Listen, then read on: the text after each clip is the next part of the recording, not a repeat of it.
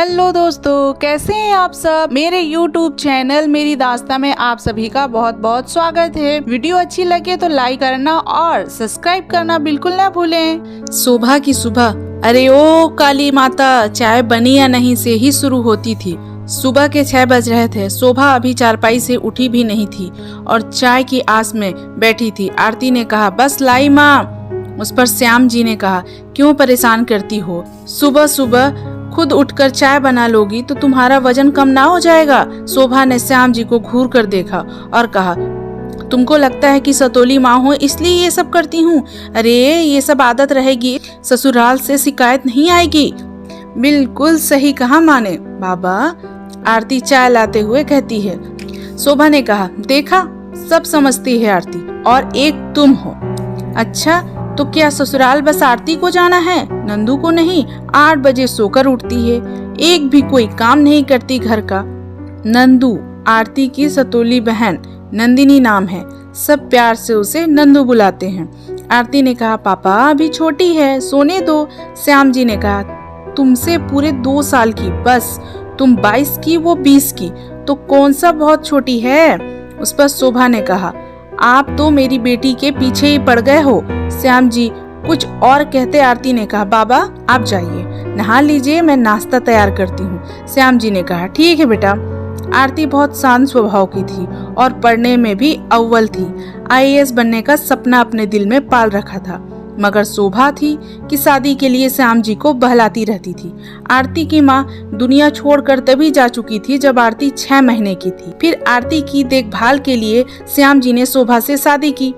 शोभा पहले बहुत ध्यान रखती थी आरती का, मगर आस पड़ोस के बहकाने बहलाने की वजह से वह आरती से ढंग से बात भी नहीं करती थी।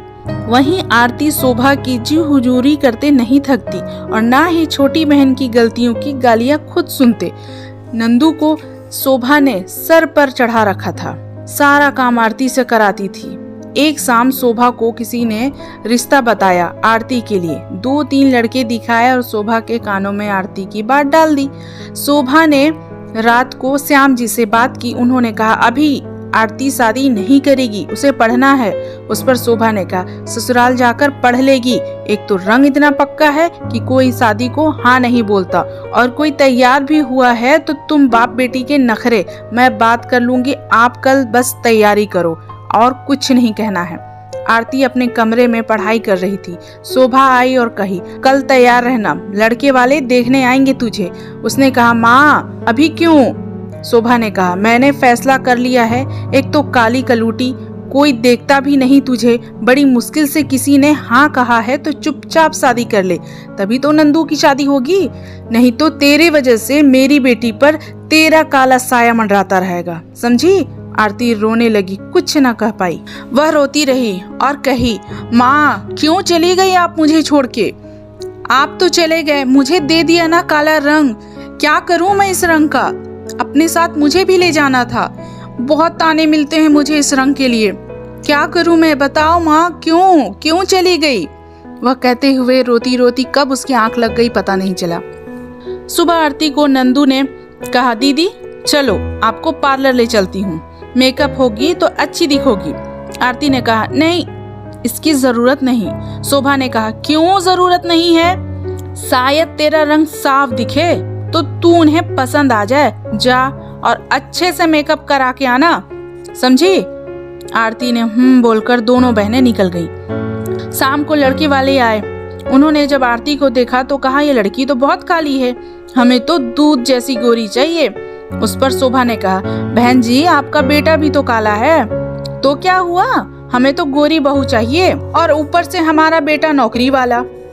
माफ करिए, शोभा ने कहा, देखा कहा था, इतनी आसानी से नहीं हो सकती इसकी शादी। एक तो पार्लर भेजा कि रंग थोड़ा साफ दिखेगा, पर कोई फायदा नहीं, पैसे भी गए और कुछ हुआ भी नहीं।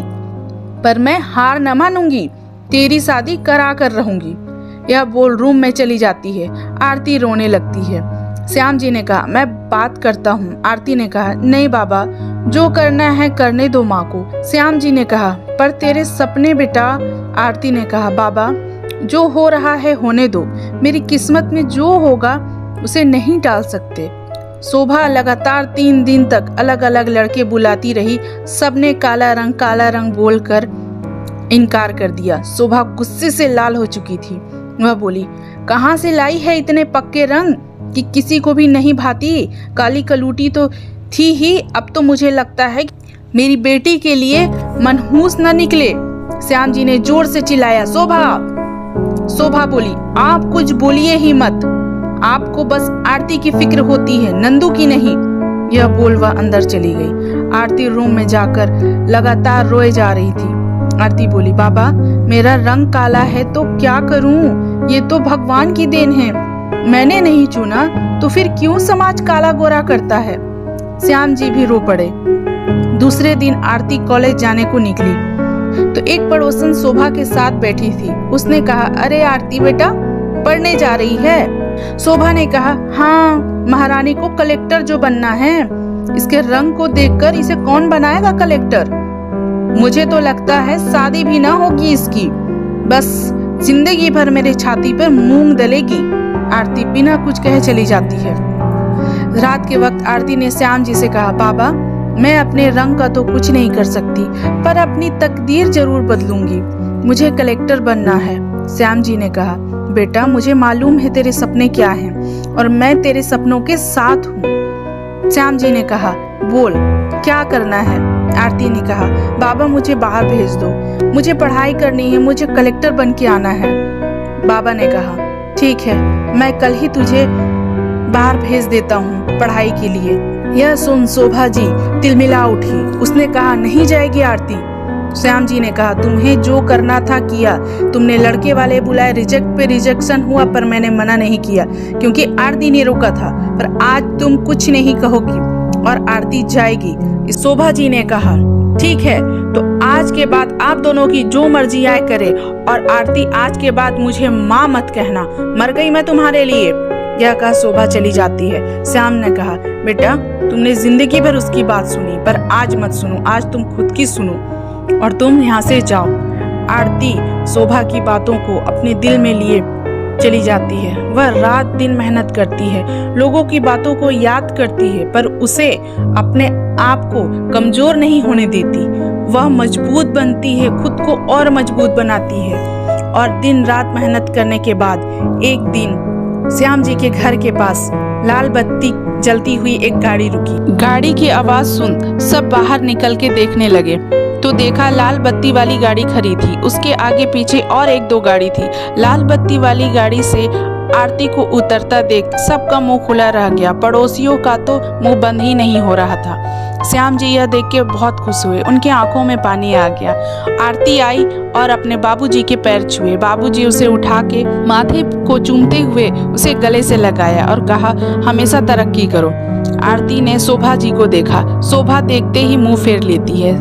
आरती पैर छूती है, शोभा पीछे हो जाती है और आशीर्वाद नहीं देती। आरती हाथ जोड़कर कहती है, माँ मुझे माफ कर दो। शोभा कहती है, मैं तेरी माँ नहीं, तेरी माँ तो बहुत पहले ही मर चुकी है। शोभा ने कहा, माँ मैं तो उसे जानती भी नहीं, लेकिन जब से होश संभाला है तू ही मेरी माँ है। तू मुझसे नाराज रहेगी तो मेरा क्या होगा? आरती ने कहा, देखो माँ, मेरे काले रंग से आपको बहुत दिक्कत थी ना। देखो आज मेरा जुनून इस काले रंग पे भारी पड़ गया। आज मुझे कोई नहीं कहता कि वह काले रंग की है। मेरा ओहदा देखो माँ, मेरे सामने मेरे पीछे लोग कितने खड़े हैं, मुझे सल्यूट करते हैं माँ। मेरे रंग को कोई नहीं देखता। इस पर पड़ोसी ने एक दूसरे से बात करते हुए कहा, देखो आज ये काली कलूटी बन ही गई कलेक्टरनी। माँ अब मेरी शादी भी होगी और नंदू की भी, अब आपको फिक्र करने की जरूरत नहीं। शोभा उसे हैरानी से देखने लगी। आरती ने कहा, हाँ माँ, मुझे बस माफ कर दे और मुझे अपना ले। इस पर श्याम जी ने कहा, शोभा जी अब माफ कर भी दो अपनी बेटी को। वो सिर्फ अपने लिए नहीं, हम सबके लिए गई थी। सपने उसने सिर्फ अपने नहीं पूरे किए, हम सबके लिए किए हैं। आपकी सारी चिंताएं अब खत्म हुई। अब रिश्ते आपको नहीं, आपके बेटियों के लिए हमारे पास रिश्ते आएंगे। अब आपको फिक्र करने की जरूरत नहीं। आरती को माफ कर अब उसे दिल से अपना लीजिए। उस पर शोभा ने बहुत प्यार से आरती को देखा और गले लगा लिया। कहानी अच्छी लगी हो तो चैनल को सब्सक्राइब करना बिल्कुल ना भूलें।